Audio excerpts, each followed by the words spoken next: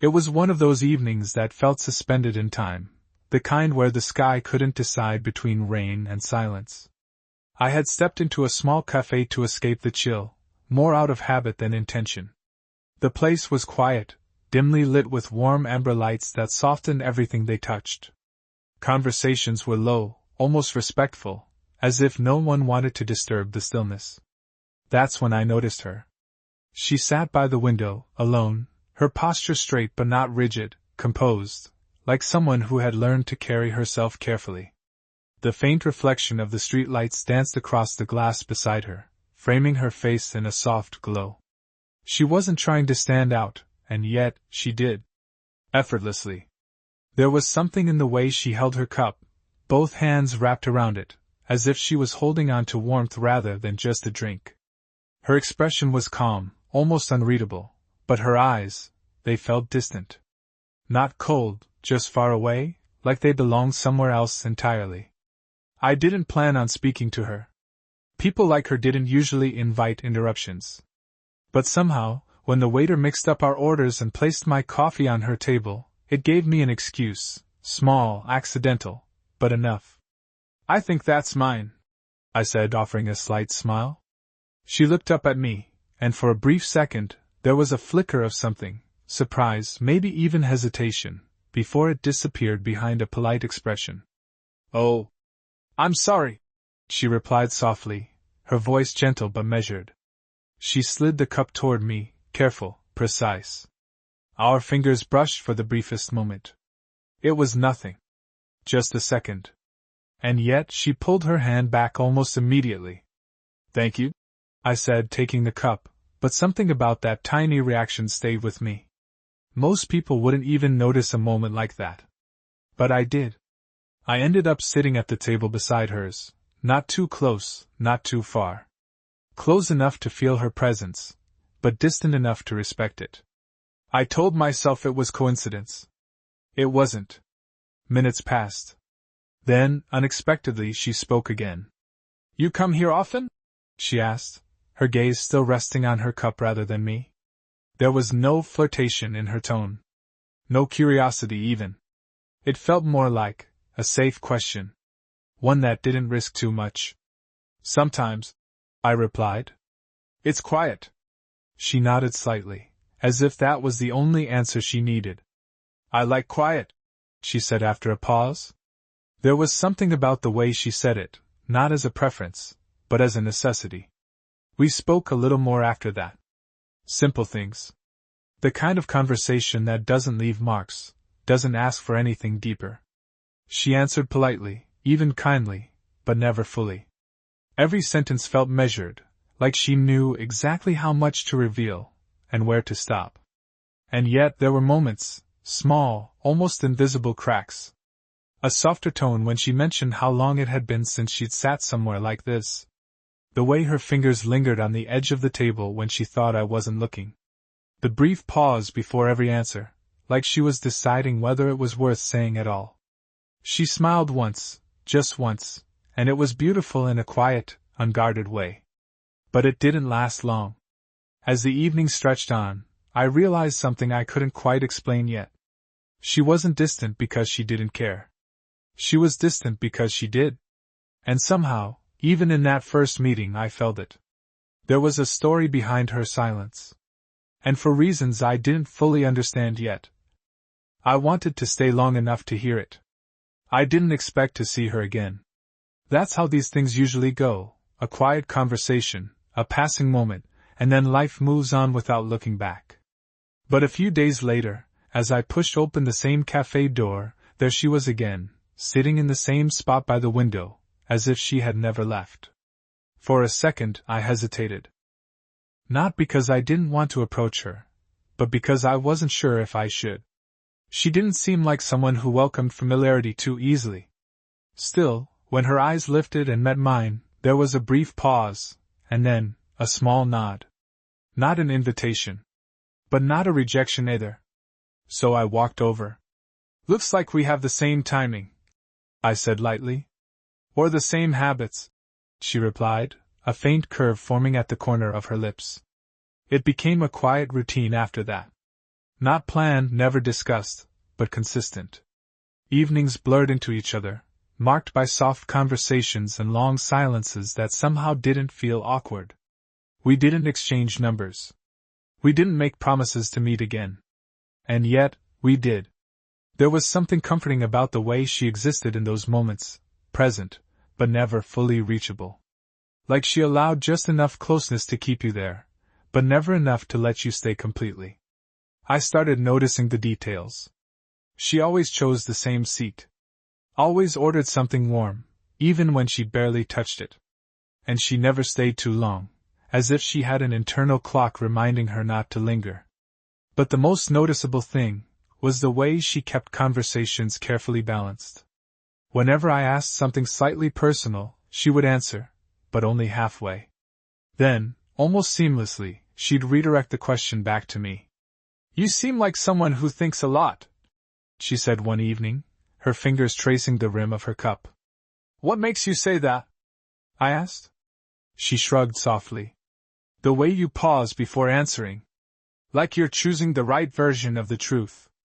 I let out a quiet laugh. "And you don't?" Her hands stilled for just a moment. Then she smiled, polite, composed. "I prefer simple answers." It was subtle, but I understood what she was doing. She wasn't avoiding the conversation. She was avoiding herself within it. The words that stayed with me came a few evenings later. It had started raining outside, not heavily, just enough to blur the city lights into soft streaks across the window. We sat in comfortable silence, watching it fall, when she spoke suddenly, almost as if she hadn't planned to. "People don't stay," she said. I turned toward her, not interrupting. She continued, her voice calm, almost detached. "They come, they sit, they talk, they make things feel lighter." A small pause. "And then they leave. It's normal." There was no bitterness in her tone. That's what made it heavier. "Normal doesn't mean it doesn't matter," I said quietly. She didn't respond right away. Her gaze remained fixed on the rain, but I noticed the way her fingers tightened slightly around her cup. "You get used to it," she said after a moment. "It's easier if you expect it." That word, easier, didn't sound convincing. It sounded practiced. As if she had repeated it to herself enough times to believe it, or at least to survive it. A few minutes later, as we stood to leave, she reached out without thinking and adjusted the collar of my jacket, a small, almost instinctive gesture. Her fingers lingered for just a second too long. And then she froze. Like she had crossed a line she wasn't supposed to. "I'm sorry," she said quickly, stepping back, her expression tightening ever so slightly. "It's okay," I replied, softer than before. But she had already created distance again, not physically, but emotionally. I could feel it. That moment told me more than her words ever could. She wasn't afraid of people leaving. She was afraid of giving them a reason to stay, and then losing them anyway. And somehow, without realizing it, I had already started wondering if I would be just another passing moment in her quiet, carefully guarded world. Somewhere between those quiet evenings and unspoken routines, something began to shift. It wasn't sudden. There was no clear moment where everything changed. Instead, it unfolded gently, like warmth slowly seeping into a room that had been cold for too long. We still never made plans. And yet I found myself looking for her the moment I walked into the cafe. And more often than not, she was already there. But now, when our eyes met, there was something different. Recognition. Not just of faces, but of presence. "You're late today," she said one evening, glancing at me as I approached. It caught me off guard. Not the words, but the fact that she had noticed. "Was I expected?" I asked, a small smile forming. She lowered her gaze slightly, almost hiding her reaction as she lifted her cup. "No, just observant." But the faint softness in her tone lingered. I sat across from her at first, like always. That invisible line of distance still existed, respectful, cautious. But over time, that distance began to shrink in quiet, almost accidental ways. One evening, the cafe was more crowded than usual. The only available seat was beside her. I hesitated for half a second. She noticed. Then, without looking directly at me, she shifted her bag slightly, making space. That was all the permission I needed. Sitting beside her felt different. Closer than before, in a way that made even silence feel heavier, but not uncomfortable. Just aware. I could sense the subtle rhythm of her breathing, the faint scent of something soft and familiar, the warmth that existed in the small space between us. At first, neither of us spoke much. But then, slowly, the conversation returned, softer this time. More personal. She began sharing small things. Nothing overwhelming. Just fragments. How she preferred evenings over mornings. How she liked the sound of rain but hated storms. How she sometimes stayed awake longer than she should, just to enjoy the quiet.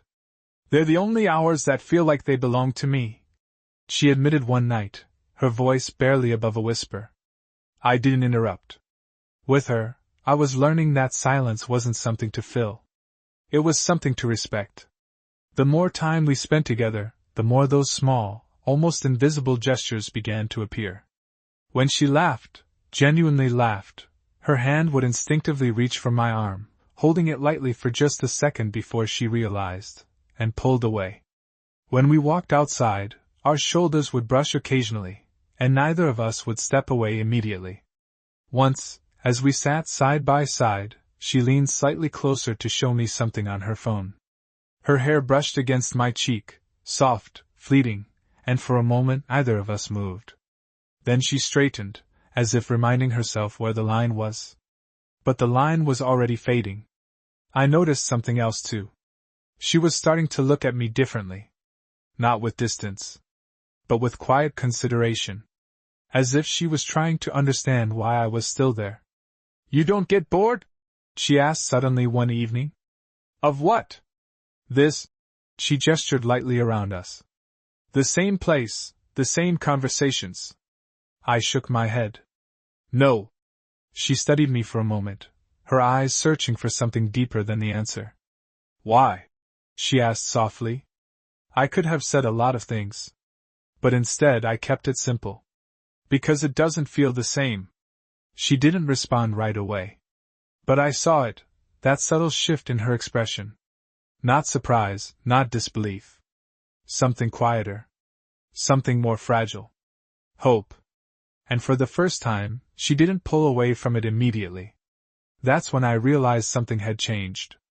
We weren't just two people sharing a space anymore. We were becoming something undefined. Not labeled. Not spoken. But real enough to feel. And maybe, that's what unsettled her the most. It happened on an evening that felt quieter than usual. Not because the cafe was empty, it wasn't, but because something between us had shifted in a way neither of us had acknowledged yet. The air carried a different kind of weight, like a conversation waiting to happen, or one we had both been avoiding. She was already there when I arrived, but she didn't look up right away. That, in itself, was unusual. "Hey," I said softly, taking the seat beside her. "Hi," she replied, her voice calm, but distant in a way I hadn't heard before. I noticed the small things immediately. Her cup sat untouched. Her fingers were wrapped around it, but not for warmth, more like something to hold on to. And her gaze, it stayed fixed ahead, not quite meeting mine. "Everything okay?" I asked gently. She nodded too quickly. "Yes." But the silence that followed said otherwise. For a while we sat like that, close, but not connected. The kind of closeness that feels different when something is wrong. Our shoulders almost touched, but there was a tension now, subtle but undeniable. Then, without warning, she spoke. "You shouldn't get used to this." I turned slightly toward her. "Used to what?" She exhaled softly, as if the words themselves were heavier than she expected. "This, whatever this is," she said, her hand making a small, uncertain gesture between us. Her voice wasn't cold. It was careful. "I'm not," I replied quietly. That made her glance at me, finally. Her eyes searched mine, as if trying to measure whether I meant it, or if I just didn't understand. You are, she said, almost gently. You come here. You sit with me. You stay longer than you should. There was no accusation in her tone. Just truth. And that's a problem? I asked. She didn't answer right away. Instead, her fingers tightened slightly around the edge of the table, the faintest sign of something deeper beneath her calm exterior. It becomes one, she said after a moment. Eventually. I could feel it then, not distance, but resistance. Like she was trying to push something away before it had the chance to settle. Why? I asked softer this time. Her lips parted slightly, like she was about to answer. But she didn't. Instead, she looked down, her expression shifting, not closed off, but conflicted. That same hesitation I had seen before, only stronger now. You don't need to know everything, she said quietly. It wasn't dismissive. It was protective. Of herself. Of me. Of whatever this was becoming. For a moment neither of us spoke. The silence stretched, but it wasn't empty. It was full of things unsaid, things held back just beneath the surface. Then something unexpected happened. She leaned slightly closer. Not enough to erase the space between us, but enough to change it. Her presence felt warmer, more real, like she had stepped closer to a line she had drawn for herself. You're different, she said, her voice lower now, almost thoughtful. I didn't move. How? Her eyes flickered briefly to mine, then away again. You don't leave when it gets quiet, she said. Most people do. I almost smiled. Maybe I like quiet. That earned the faintest reaction, a breath that almost turned into a laugh, but didn't quite make it. For a second, it felt like we were back in that soft, comfortable space. But then, just as quickly, she pulled back again. Not physically. Emotionally. That's not enough, she said, her tone firmer now. Liking it doesn't mean you understand it. I felt the shift clearly this time. This wasn't just hesitation anymore. It was a warning. You shouldn't stay this long, she added, more quietly now. It never ends well. There it was again. Not fear of the moment, but fear of what comes after. I didn't argue. I didn't try to convince her otherwise. Instead, I simply looked at her, really looked this time. At the way her calm was held together by something fragile. At the way her words pushed away what her presence kept pulling closer. I'm still here, I said. It wasn't a challenge. It wasn't a promise. Just the truth. She didn't respond. But for the first time, she didn't look away either. And somehow, that silence said more than anything else could. After that evening, something changed. Not suddenly. Not in a way that could be pointed out or named. But it was there, in the spaces between messages that never came, in the empty chair beside the window, in the quiet absence that replaced what had slowly become routine. She stopped showing up. At first, I told myself it didn't mean anything. People get busy. Life shifts. Patterns break. But as days turned into a week, the silence began to feel intentional. Like distance, chosen. I still went to the cafe. Not every day. Just enough to convince myself I wasn't waiting. But I was. And then, one evening, she was there again. Same seat. Same posture. But not the same presence. She looked smaller somehow. Not physically, but emotionally, like she had pulled herself inward, retreating to a place I couldn't quite reach anymore. For a moment I stood there, unsure. Then I walked over. Hi, I said softly. She looked up, and for a brief second, something broke through, relief, maybe. Or something close to it. Hi, she replied, quieter than usual. I sat down beside her, but the space between us felt different now. Not measured. Not cautious. Heavy. Neither of us spoke at first. The silence stretched longer than it ever had before, but this time, it wasn't comfortable. It was full of everything we hadn't said. You disappeared, I said finally, not accusing, just honest. Her fingers tightened slightly around her cup. I was busy, she answered. It sounded rehearsed. I didn't respond right away. I just waited. With her, I had learned that waiting mattered more than pushing. After a moment, she let out a quiet breath, the kind that feels like giving in. That's not true, she admitted, her voice softer now. I turned toward her slightly, but didn't interrupt. She stared down at her hands as if the words were easier to say without being seen.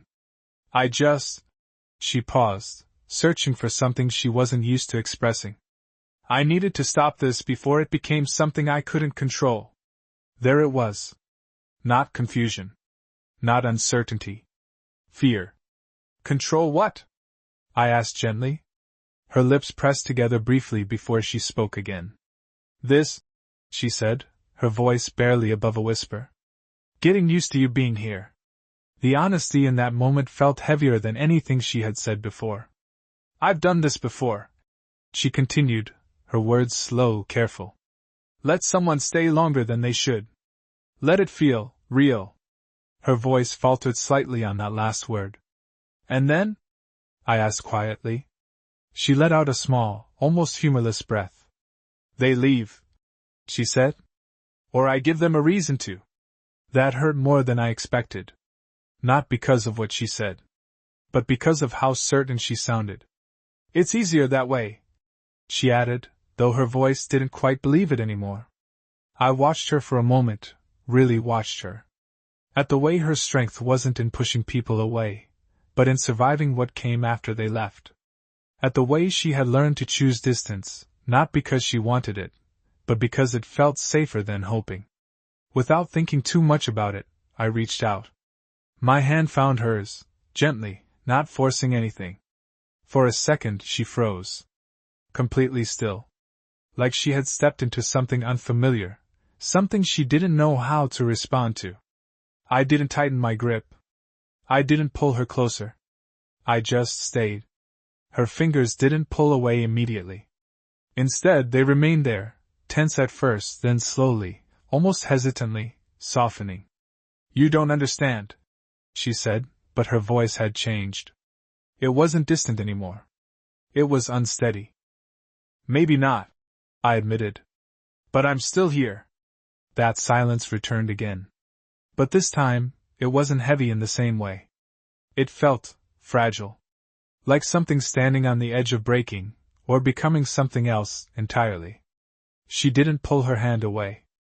And somehow, that small decision felt bigger than anything either of us had said. Because for the first time, she wasn't choosing distance. She was choosing to stay, even if she didn't fully know how. The night she let me in fully, even if only for a moment, was the kind of night that stayed with you forever. It wasn't marked by grand gestures, sweeping words, or any sudden declarations. Instead, it arrived quietly, in the way her presence shifted, the way her breath softened, and the way the world outside seemed to blur into insignificance. We were sitting in the cafe, the low hum of conversation around us barely noticeable. Rain streaked the window, reflecting the soft glow of streetlights. She had been silent for a while, her fingers wrapped loosely around her cup, staring at the condensation forming on the glass. I noticed the tension in her shoulders, the subtle tremor in her hands. The walls she had built, carefully, meticulously, were trembling, showing cracks I hadn't seen before. You shouldn't stay here, she said suddenly, her voice almost breaking. It's complicated. And she stopped, as if the weight of admitting anything more was too heavy. I didn't move closer immediately. I just waited, letting her words hang in the air, letting her realize that there was space here, safe, quiet, patient space. I could feel the rhythm of her breathing change, slow, uneven, unguarded. You don't have to say anything, I said finally softly. Except that you're here. That's enough. She looked at me then, really looked, the kind of look that strips you bare without touching you. Her eyes, usually so controlled, flickered with something vulnerable, something honest. And in that instant, I saw the fear she carried, not of me, but of being known and then left behind. She began, and then faltered. Her gaze dropped, tracing invisible patterns on the table between us. I reached out gently, placing my hand over hers. The touch was light, non-demanding, just enough to let her feel that someone was holding space for her, entirely without expectation. Her fingers twitched under mine, then relaxed slightly. She didn't pull away, not immediately. And in that moment, everything shifted. The careful lines of distance she had maintained melted slightly, replaced by a fragile, trembling closeness. "I don't want to lose anyone again," she whispered, barely audible. "Not like before." "You won't," I replied, keeping my voice soft, steady. "Not this time. I'm not leaving." There was a pause, filled only by the quiet murmur of the cafe, the distant splash of rain, and the almost imperceptible warmth spreading between our hands. Slowly, she leaned closer, her head brushing against my shoulder. At first, it was tentative, hesitant, the kind of closeness someone unsure of their own heart allows. Then, gradually, it became a little firmer, a little longer. Her body language said more than words ever could: trust, surrender, permission. I didn't move. I just let her find that space, letting my hand rest over hers, fingers gently brushing her knuckles. I could feel the tension leaving her slowly, her breath evening out, her heartbeat settling, and in that simple, quiet act of being present, she finally let herself feel what she had been denying for so long. It wasn't about passion. It wasn't about declaration. It was about presence, about patience, about the unspoken promise that someone would stay. And for the first time, she allowed herself to believe it. As we sat there, the night stretching quietly around us, I realized something profound. In that one moment, she had chosen to stay, not just in my presence, but in the possibility of feeling, trusting, and opening her heart. And somehow, that choice, fragile and tentative as it was, felt like everything. It was the moment everything changed. Her walls had softened. Her fear hadn't vanished entirely. It never would, but she had let me in. And that was enough. Time passed, gentle and unhurried, like the slow unfolding of a sunrise. The quiet connection we had nurtured in stolen evenings and fleeting touches grew steadier, deeper, without anyone forcing it. The cafe became less a meeting place and more a sanctuary, a space where the rhythm of our presence existed without expectation or pressure. It was here, in the soft amber glow and muted chatter, that the walls she had built for so long began to feel less like barriers and more like a beginning. It wasn't an immediate transformation. She remained cautious, measured in her movements and words, as if still testing whether staying could truly be safe. But there were signs, small, delicate, unspoken, that told me she was letting herself feel more fully. Her eyes lingered a little longer when she looked at me. Her smiles weren't fleeting anymore. They reached the warmth behind her guarded exterior. And the touches, once tentative and fleeting, had started to carry a quiet permanence. A hand resting against mine a heartbeat longer than necessary, a shoulder brushing lightly against mine as we walked, a brief, comforting squeeze when our eyes met. One evening, months after that first encounter, we found ourselves sitting in our usual spot, the rain casting blurred reflections across the windowpane. Outside, the city moved in its usual chaotic rhythm, but inside there was only us, quiet, steady, present. She held her cup tightly, but there was a softness in her gaze, the kind that had become familiar yet still extraordinary. "Do you remember what you said the first time?" I asked, a small smile tugging at my lips. She tilted her head slightly, curiosity flickering in her eyes. "Which time?" "The night you told me." I hesitated, searching for the words. "That everyone leaves. That it's easier to expect it than to hope otherwise." Her eyes softened, and a faint, almost imperceptible smile played at the corners of her mouth. "I remember," she admitted. "That's true, for most people. And yet," I said gently, intertwining my fingers with hers, "you're still here." She looked down at our hands, a blush coloring her cheeks. Then she lifted her gaze, meeting mine fully for the first time in months, without the shadows of hesitation or fear. "I am," she whispered, her voice barely above the hum of the cafe.